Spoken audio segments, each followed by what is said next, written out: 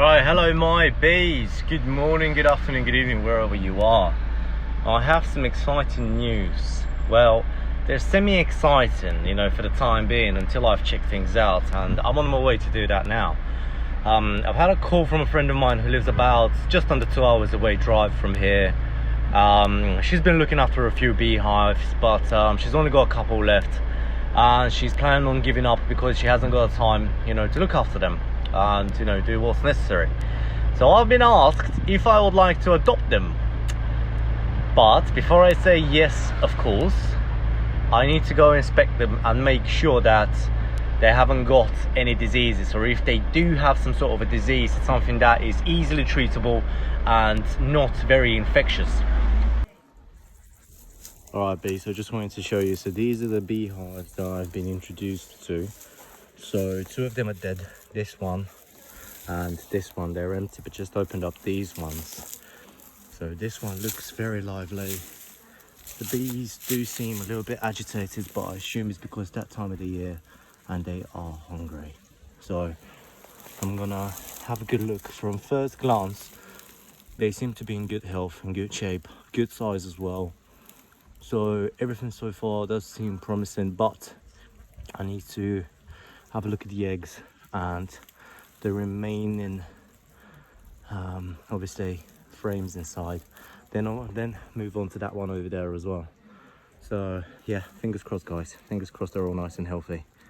Alright bees, so all done. A little hiccup though, something I didn't quite take into consideration is that basically, as you know, there are different systems of beekeeping. The system that we're using is called Langstroth root, yeah, and the system that's being used over here is the Damblat.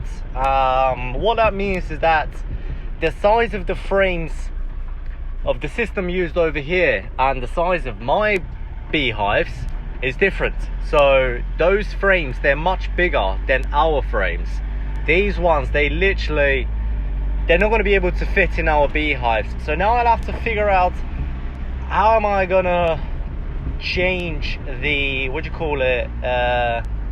how am I going to change the frames as well. And the bees, they were so savage, absolutely savage, man. I've never seen angrier bees than that. However, the good news is that they were healthy, man. They were healthy. They had some healthy brood as well. There were plenty unsealed eggs as well, so that tells me there is a good fertile queen. And the fact that the bees, as I say, they were that angry, tells me that also may not be the best environment for them over here. Some of the neighbors, because it's pretty crowded in terms of neighboring houses around there, so I'm thinking they might have been exposed to some to some different kinds of acids, for weeds and all that kind of stuff, like some kind of pesticides, which might have made them, angrier as well. So it was so weird because it's 2 beehives, and one of them, the bees inside, they are absolutely lovely. It's like, honestly, you almost felt like they would follow commands if I told them to. But the other ones, as soon as I even got as close as 1 meter to the beehive, I see a whole swarm coming out and stinging as much as they can. They stung me several times through my protective equipment, so that tells me they're angry AF, yeah? So, yeah, that was fun. Now, what the plan is, I need to come back again another day. I need to come back in the evening time, because then I will be able to transfer them over to my corpuses.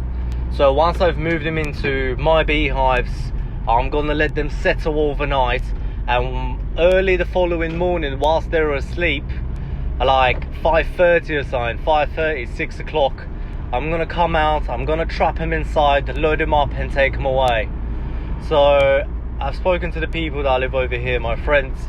I'll have to stay over at their house one night, as I say. So I'm just gonna have to figure out a convenient day for me and for themselves to be able to come over and execute our plan.